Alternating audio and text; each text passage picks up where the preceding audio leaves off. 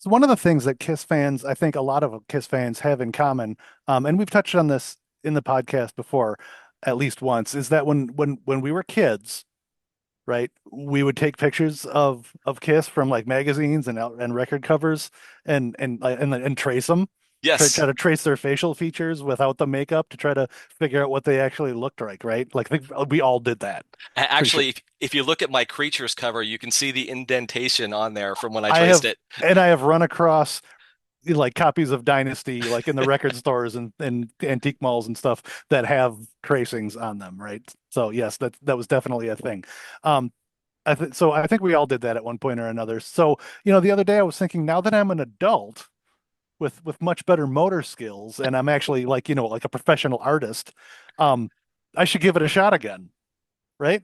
Did you do it? So, so I've got a little presentation here. So, I've got them all. I've got all six guys, right? Okay. And I'm gonna go in order for like from best to or I'm sorry, from worst to best, like how each one kind of turned out. Okay. And I was actually kind of surprised. Okay. So because when we were kids, it never really quite worked out. Oh, it was It never horrible. you, yeah, it never got the results that you really wanted. So we're gonna start off. So we started off with Ace, Okay. right? Okay, from the Dynasty cover. And he came out like that. That Eh, works. That Not looks bad. it's kind Not of a young, dapper Ace Frehley. I Yeah, like it. he's kind of his face is real round at this point. Um, we probably know why. So there was that one. And then and then here's Eric. Yep. Okay, so Eric with the fox makeup on, and he came out okay, not Yeah, bad. that's Crazy Nights era Eric. I like it. Kind of, yeah, yeah, yeah, Well yeah. done, sir. Thank you, thank you. And then there's Paul, which is kind of funny because now that we know, that's the other thing is now we know what they look like, so we can tell how accurate this is, right? Hmm. So I mean, and really, I mean, he doesn't actually even look that different with the makeup on or off. I mean, he's Right. mostly like a white face, but so yeah, he came out very, very 80s, very. That's pretty much Paul from the Dynasty cover. Well, the Um, face is close, but the wig is dead on perfect. so okay, now they actually start getting a little bit crazy. Okay, so here's Pete. Okay. There's Peter Chris from the Dynasty cover also. Look at how this one came out. That's perfect. That's like L dead on the nuts. Yeah. Literally perfect. Yes, Yeah, A that one looks plus. really good. Okay, thank you. So Gene was a little bit tough because I had to find a picture of him where he wasn't like sticking his tongue out or making like a crazy face or something, right? So I found this picture from like the Elder era, Hmm. right, where he's pretty straight faced. Now I did change his hair when I drew him to the more 70s with the top knot and a little more hair. But check this out. Wow. The eyes. Yeah, and especially because like he's so tough to see what he actually looks like, with the makeup on. He looks so different. But Yes. that one actually really kind of worked way better than I expected, right? You know what's So then cool about that is the picture you drew actually looks more like Gene than your reference material because the right, Elder yeah, era, that's why it, it's crazy. I know. and that's like him Right. trying to muster up that tear for the World Without Heroes video. Yeah, that might be what he was doing, yeah. Or maybe he had a kidney stone. I've heard he has those. So finally, and of course, last but not least, we have Vinnie Vincent, the Ankh The Warrior man. himself. Yeah. And so here's Vinnie.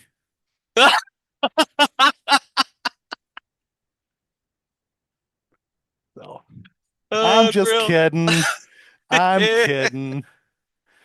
Vinny was going to participate, but he canceled on me at the last minute. Rip and destroy. Hey everybody, welcome to episode 10 of the Rip and Destroy podcast. Today we're gonna 10, 10. 10. We hit Happy 10. anniversary. Double digits, man. Love it. Happy anniversary. We Today we're made going to it to dive 10. into two different topics, actually, the unmasking of 1983 and the remasking of 1996.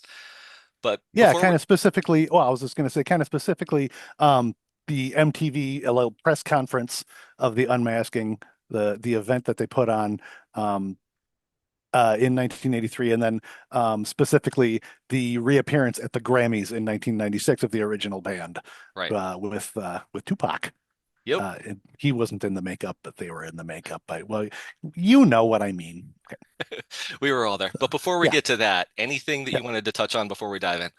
I do. Yeah, I got a couple of things to mention here. I really want to thank a few of the other Kiss podcasts out there. We've gotten some follows on Instagram from some of the other Kiss pod shows, and I really appreciate that. So I just want to give a shout out to one of the guys from Shout It Out Loudcast. Followed the Rip and Destroy Instagram account, Right Between the Eyes podcast. Shout out to them too. Thank you guys for following us. And then a guy named Fido from a relatively new YouTube show called Hey Man, Nice Kiss T-shirt, which is an awesome name. He looks like he started that show not too long before we started this one. So thank you guys all for following us, and I hope we can all have a nice symbiotic relationship in the Kiss podcast sphere, kind of like Spider-Man and Venom, but without without without quite as much unhinged behavior. Exactly. Yeah, Kiss thanks, Army guys. strong. Cheers, Yeah, everybody. Thank you. Very what do you cool. got? Couple things actually. The first thing I wanted to touch on goes back to episode number 6, our custom build your own custom Kiss episode, where we put together our perfect lineup of the band. We kind of booked the tour, the set list, and we had a chat about who would open up that tour. And you said the Struts, but you kind of put the caveat on there that they could only play songs from the first 2 records. Right. And on your recommendation, I went back and listened to the first album, and I kind of liked it. But then I saw more recently that they just announced a tour, their 10th anniversary tour of Everybody Wants the Struts, just playing stuff off the first record. So good call. Wow, we are good at that. Yep, yep. We are kind of oddly uh, is the word prescient, something like that. I don't know. I'm not sure exactly how to I pronounce that I, word, I but don't I don't know because I don't know what that means, but right. I don't, we can predict the future in kind of an uncanny fashion, and it's not the first time we've done it. So this is true. You're welcome, world. And the second one, all right, damn yeah, it. I gotta share this. I don't want to, but I have to. Okay, this is a true story. Last week what do you got? last week at work, I was about to dive into a project. It was just busy work. So I wanted to listen to something while I did it. So I threw on my headphones and I realized I hadn't listened to the new Off the Soundboard yet, 85 from San Antonio. And I really like the Asylum record. Hmm. I'm a huge Eric Carr fan. I'm like, I got to listen to this. So I threw on the headphones, starts with Detroit. Of course it does. I'm plugging away at work and then All Night comes on. And I think you know where I'm going with this. I'm not sure, so I'm very Eh, excited to hear. well, okay, so I'm listening to it and I had to stop working and I shook my head. I'm like, son of a bitch, because it wasn't overproduced like the studio version. It was just raw. It was Uh-huh. gritty. I Uh-huh. heard the guitar line you were talking about and I'm like, damn it to hell, he's right. So after this ongoing saga, I concede you were right. I was wrong. I like the damn song. Hey man, it's not about who's right or wrong. It's all about the love Yep, and the yep. So it took the live version to get me there, but here we All are. right, man. Good. Good, good. Glad to hear it. Yeah, so unless you want to talk about the new Halloween costumes, which are super badass, that's all I had for housekeeping. The Halloween costumes? Yeah, the you sent me that the picture of the new I forget who made them, the kids Oh, costumes. no, those are action figures. Oh, shut up. I thought they were Yeah, actually so like Halloween costumes. no, dude, Oh, that they're the action figures like they've been putting of out. kids in the Halloween costumes. Oh, unreal. Yeah. So cool. Yeah, Nika has been making Ben Cooper action figures of Hmm. like kids in like Ben Cooper. They made Universal Monsters. They did like Yeah, all yeah, the yeah. yeah, a bunch of and yeah, they're doing the Kiss ones. Unreal. I was actually looking for the costumes. Now I gotta look for the figures. Yeah. I'm not sure when they come out, but yeah, those are cool as hell. Yes, indeed, indeed. Yeah. Okay, well, getting into it, Sunday, September 18th, 1983 at 11 p.m., Kiss Unmasks on MTV. Did you watch it live? What are your Um, memories? I did not watch it live. So 1983, what was the date? April something? September September 18th. something? Okay. 83. So I was like 9. And Same. I think they ran it. It was on at like 11 p.m. on a Sunday Yep. or something. They give it a real shit time slot. So no, I did not watch it. I mean, obviously MTV didn't even think this was a big enough deal, as even Kiss did or the fans did, to give them like a prime time, a prime time slot or build up a lot more hype over it or anything like that. So no, I didn't see it live, and I don't really know how many people did see it live because of that kind of weird time slot that they gave it. Although, like from what I understand, from some of the research that we've done, apparently, even though the studio was fairly empty, other than Mhm. like Kiss and JJ Jackson, apparently the control room at MTV was like jam packed with like everybody from MTV who wanted to see this. So apparently it was interesting enough on that level. I don't remember. So that being said, that was not the first time that I saw them unmasked. I want to say I don't think I um saw them without makeup maybe until like the Lick It Up video actually came out, Okay. or or maybe even the album came out and I saw the album cover. What about Mm. you? I didn't watch it live. No, again, I just turned 9 years old.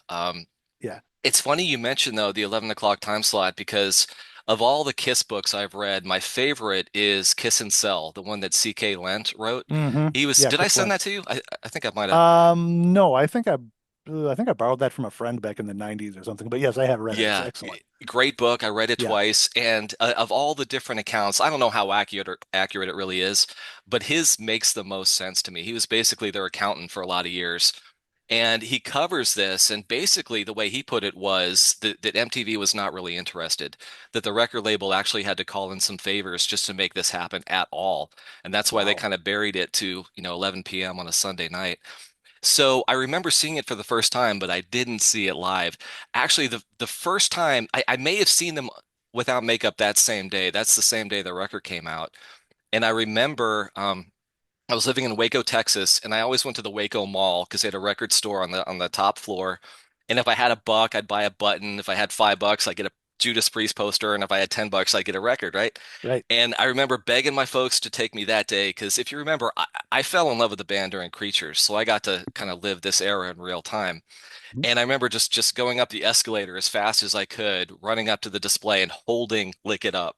So for me, that was the first time I saw them without makeup. So no, didn't see it live, but I saw it. Um, I'm sure they replayed it. Yeah, for sure. And to that point, honestly, there was kind of a period actually right around there, maybe when I was 8 or 9 years old, where I lost interest in Kiss just a little bit. I was getting into a lot more new music. I was really into ZZ Top's Eliminator, Okay. and I was into like Quiet Riot and Rat and like Shout at Motley Crue, Shout at the Devil and stuff like that. And so Kiss actually were kind of a little bit like passe at that point, even for like a kid who was following new music. And it was something that I liked, a couple of years previous when I was younger, but I was getting Hmm. into different stuff now. But and also, some of the friends, some of the Kiss buddies that I had at the time, I think some of them were falling for some of the satanic panic Uh, things that were happening at the time. All of a yeah. sudden, it became that, oh, they're devil worshippers and blah blah blah. So, but when Kiss took off the makeup, and side note, it's kind of funny, I think, to say that Kiss took off the makeup because it kind of implies that they wore makeup like 24/7, right? Yeah, yeah, yeah. And they just one day decided to wipe it off. So rather, when Kiss stopped putting on the makeup, I guess we should say, I guess it did what it was supposed to do, and that is jumpstart interest in them again, right? Yeah, So, yeah. but then the funny thing about that was that even as Kiss started to look more like, guys off the street, you had bands like Motley Crue and Twisted Sister and Wasp who were going for the shock rock vibe that Kiss kind of started to begin with. So Mhm. the 80s were a mess, man. What are you gonna do? They were fun. So, They so what, were. so it was all of like maybe like 13, 14 minutes long, but what did you think of the actual interview? Honestly, especially maybe watching it then, it might have felt different when it was, more relevant. Even watching it now, maybe with a little more cynical eye, maybe with a little more rip and destroy attitude, kind of felt a little bit like a swing and a miss, I Yeah. think, much like the reveal of the avatars. I think sometimes I feel like Kiss tries to pull off these big surprises, and they kind of fall on their face when they Yeah. do it. But we love them anyways. But I think the press conference, it was kind of goofy, honestly. I mean, I guess it was, again, interesting at the time. It was funny because I think the reasons that Paul and Gene were giving for why they took off the makeup, because obviously that was like the number one question, and they were saying, "Oh, it was just time, and it just felt right, and not the truth, which is, our careers in the shitter." And after some poor directional choices in the last few years, we're desperate to become relevant again. I think that's why the accountant's version makes more sense to me I than the think so. I'm official. pr- I'm I'm pretty sure that book is probably the most accurate depiction of history that we have ever gotten. Yep, yep. So, I agree. I think it was a little bit underwhelming. I think JJ Jackson was cool as hell, as always. He was oh yeah, fantastic. The funniest part for me, honestly, and if you haven't seen it or if you haven't seen it in a while, you should definitely go back and watch it because as soon as Vinny says anything, he immediately gets shot down, and it's brutal. And he's getting Yeah. he's getting shot down by his own band. They're Yeah. like just Making fun of his red jacket or yep, whatever it yep, is. Yeah. Yeah. which was absolutely hilarious. Which is also why I didn't feel bad about that picture I drew. Um, but when you look back on it though, um, they can give those excuses and we can be cynical about it and say, yeah, your career was, was shitting the bed at the time, and that was kind of your last ditch desperation move. But I mean, really looking back, would Kiss in full makeup and costume, um, as they were, would that have even worked in the 80s? And I don't know that Mhm. it really would have. I think at the very least they would have had to like adapt their costumes. Like, can you see like the Animalized tour in like full makeup and costumes, but all the costumes have like animal pattern and stuff Yeah, on them? yeah, Or yeah. or if they would have moved into 1985, they still got the makeup on, but the costumes are all fluorescent day glow colors. Like, I think that's kind of what they would have had to do, but man, that would not have worked, especially with Bruce in the band. Bruce never really wanted to put on the makeup. I think that had a lot to do with how the 80s played out for Mhm. Kiss. And again, I don't know that it would have worked. It would have been like a hot pink star on Paul.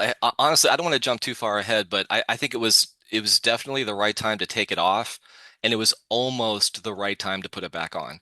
I would have liked to have seen, it's not my favorite record, but I would have liked to have seen Carnival of Souls get its moment before the reunion. But that said, as That's a far whole as nother discussion I want to have yeah, at another point in time. yeah, yeah. I think it also, whether or not they were really excited to put it on or not, I think it's kind of a throwback to how cool MTV really was in those first few years, that Yeah, they would even do this at all, that they were showing music 24/7.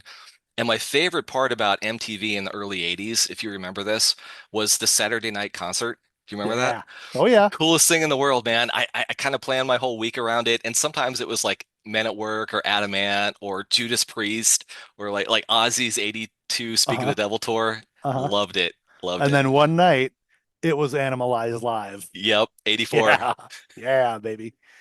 Very cool. So, what about the first time you saw the Lick It Up video? Do you remember that? I think, like I said, that may have been the first time that I saw him without makeup. I think I probably saw the album cover before I saw the Lick It Up video, but I remember being just kind of very confused as just to even what the fuck they were doing in that video. Who are all these derelicts? Why are they in a burning junkyard? Like, why are they drinking things and spitting? They're like, why are they drinking Star Wars blue milk and spitting it out and stuff? Why are they eating condiments? It's like Yeah, it's like a mustard bottle. yeah. What are you, a bunch of broke college kids? What do Yeah, Yeah, no doubt. it's odd. Yeah, what exactly are you licking up? Because the song kind of says one thing and the video says a whole nother thing, and I'm not really sure what you guys are after. And the song's all about enjoying life, and that none of that looks fun to me. Not at all. No, there's no luxury in that scenario.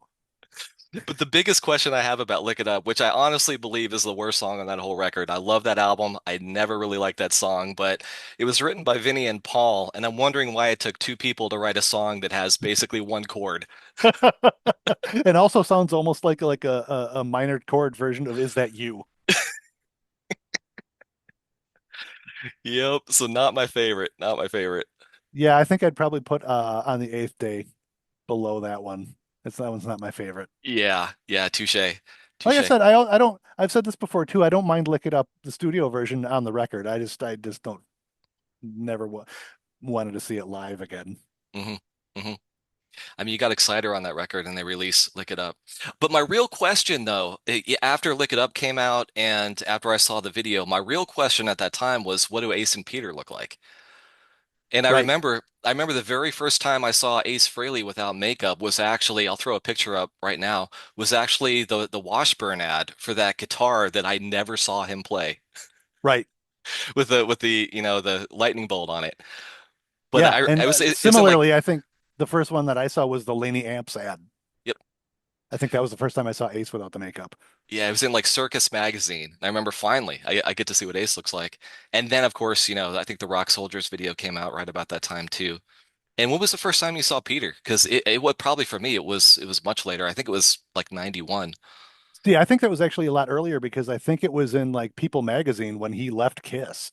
Like it wasn't too long before they ran a picture of him without makeup, and he had a beard, and whatever excuse they were giving at the time, like he wanted to spend more time with his family. I think that's what I understood at the time, Mm. the reason that he left. So I think I saw him way earlier, and it was just Pete with a beard, Pete with real whiskers instead of whiskers painted on. I think the first time I saw Peter Criss without makeup was actually the Phil Donahue show when they had the imposter. Uh-huh. Because I remember when I saw it, I saw a picture of it first. I'm like, well, which one's the real one? Because he didn't know. I didn't know. Yeah. I often wonder if we ever get to the point where we have guests on Rip and Destroy, like what caliber of guests are we going to get? And I'm thinking it might be that guy who thought he was Peter Criss. Okay. That might be about as high as we can hope for, but we can dream. It's like, remember when you got to hang out with him for an hour? That was cool. Remember when Roseanne and Tom Arnold invited you over for dinner because they thought you were really Peter Criss and you were homeless? What was that like? Tell me more. Or don't. I don't care. Oh, dare to dream. We'll get there. Yeah. Okay, that was September of 83, but fast forward to February of 96. Do you remember the first time you saw the band come out at the Grammys? Oh yeah. I remember having it taped off TV. And I remember bringing it to your apartment Okay. and we watched it. But here's what the gap in my memory is that I don't know why the fuck I taped the Grammys if I didn't, because it was supposed to be a surprise that Kiss was on, but uh for some reason I had taped the Grammys, and Was there there's no reason I would have taped the Grammys, like none. was there a So rumor? I don't remember there being a I rumor. think there may have been a rumor, or maybe it was a replay. Did they replay the Grammys ever on TV? I don't really know, but for some reason I had it taped off TV, and the only part that I watched obviously was that part. And I do remember bringing it over to your apartment up in Green Bay and Yeah, watching it with you. And I don't know if you had seen it before or not. I had no channels, so there's no way I would have seen it. Okay, So that so was it. was that it? Do you remember that? That was the first time I saw it. Yeah, yeah, Okay, yeah. And, yeah, and my first thought, and when I reviewed it for our chat today, was they just look so damn cool. They really yeah, did. Just the yeah. They look presence, the good. aura, and I'm sure all 80 million people watching agreed with me. That was definitely a moment. I think so, even though the camera kind of cut to G.E. Smith from Saturday Night Live, and he looked like he was just kind of like, I don't know. I don't know if he was nonplussed by the fact, or if he was vaguely bemused. I don't know, but he was not losing his mind. But some people in the crowd seemed to be. Yeah. There was a big pop. Yep. They got it. It made sense. I mean, come to think of it, and not to sidetrack too much, but I don't think Kiss ever did SNL, did they? No, It's kind of weird that they didn't. I no. know that, they weren't big with Rolling Stone, but it's weird that they would have never done SNL. Yeah, that's a good point. Being such a New York-based thing, they did Fridays, but Hmm. Hmm. for what that's worth. My other thought, and I think this is absolutely hilarious, is honestly, Hootie and the Blowfish look like they should have bought the $1,000 silver VIP upgrade photo pass because they just look like some random fans up on stage with Kiss, and it was hilarious. And that's Yeah. their moment, but nobody cared. No. Oh no. No. Kiss upstages them once again. Definitely, definitely. Yeah, they look completely lost. Sorry, Hootie. No. What are you gonna do? Yeah, but I honestly believe, like, to kick off that whole era, and we've talked a lot about that on the reunion episode, whatever it is that they were hoping to accomplish with that, they definitely did. That was a huge moment in front of the whole wide world, and kicked off a really exciting, both times taking off the makeup and putting it back on were really forks in the road for the band in a good way. Lick It Up was their first platinum record in a long time, and the reunion tour was huge. It was the hugest tour that summer. So definitely good strategic moves on their part. And the funny thing was, when they took the makeup off, so to speak, their career kind of had flagged, but Creatures was a good record and Lick It Up was a good record. So they were kind of taking in the process of kind of musically making the right choices. And then the same kind of thing kind of happened when they decided to do the reunion. I mean, Revenge was great, and that Hmm. came after like Hot in the Shade and Crazy Nights. I mean, say what you will about those records, but Revenge was definitely finally a step in the right direction. Carnival of Souls, that's up for debate, I think. But then they put the makeup, back on and reunited, and then took off in like a whole different direction. So I think it's kind of interesting that musically they were kind of doing it right when they made these big changes. But in either case, both situations kind of reinvigorated, you know, their careers and their bank accounts, I'm sure. Yeah, I wish the music could have done it because I think Creatures and Revenge are both in my top five favorite Kiss records. And it Yeah, would they're have been both cool great. if, if that kicked off the resurgence. But, Kiss has always been more of a all-in holistic, bombastic package with the looks and the music and everything else to it too. But I Right. love those two records. I don't think either one of them really got its due. I think True. Creatures definitely didn't, especially with the tour doing as horribly as it did. Also covered in great detail in that Kiss and Sell book. But again, I love those two records. One last thought on that, though. You mentioned Bruce in makeup, and I know he's talked about, he joked about doing the dog character if he was in makeup. But if you ever wanted to see Bruce Kulick in makeup, try to dig up the Rip and Destroy fanzine, and I'll throw up a picture here because you did a great. Speaking of the pictures you shared at the beginning of the podcast, you did a great picture of Bruce Kulick, and he actually got to see it too. And it was an opportunity for people who got, or the I'm sorry, the person who got the zine to actually draw makeup on Bruce Kulick, which I thought was a lot of fun. Yeah, but since we bought that copy of the zine back, apparently nobody did it unless, Gene was bored on the phone one day and did a little doodle himself. But yeah, so that is that is available in Rip and Destroy #1. Yep, I'd like to see Gene's copy with cookie crumbs in it and what have you. It's interesting to think about what Bruce may have looked like with the makeup on, but I think it's pretty widely known that when they took the makeup off, Gene was a little bit lost Mhm. without the makeup and without the demon character. It's been a long held rumor that at their first show in Lisbon, Portugal, on the Lick It Up tour, he attempted to do the blood spitting thing without makeup on and Mhm. without like the demon character. And he's been asked about it before. And last time I saw him he did like a Facebook like live Q&A once, and somebody asked him if that was true, and he said yes, he did it, but it didn't really work, so he stopped doing it. Now, in the past, he's also said, I don't remember. And people say, yeah, I was there and he never did it. And some people say, yeah, he did. So I don't know. But either way, I think it took Gene quite a while to figure out what he was going to be without the makeup on. Because, man, in that Lick It Up video, he looks rough. He does. He does. He, It's he took some bad pictures in 1983. We can it's we can probably throw one or two of them up right now, there. and you Yep, can see what we're talking about. There's that one that we found where he looks like he forgot he didn't have makeup on. He's making totally. that face. Look at that. And during the video, he's all hunched over. It's like you got this kick-ass skeleton necklace. Like let's see that neck, man. Yeah, man. I don't But know. as much as I love the blood gimmick, I'm glad he cut it because without the makeup, he just looks like somebody in desperate need of medical care.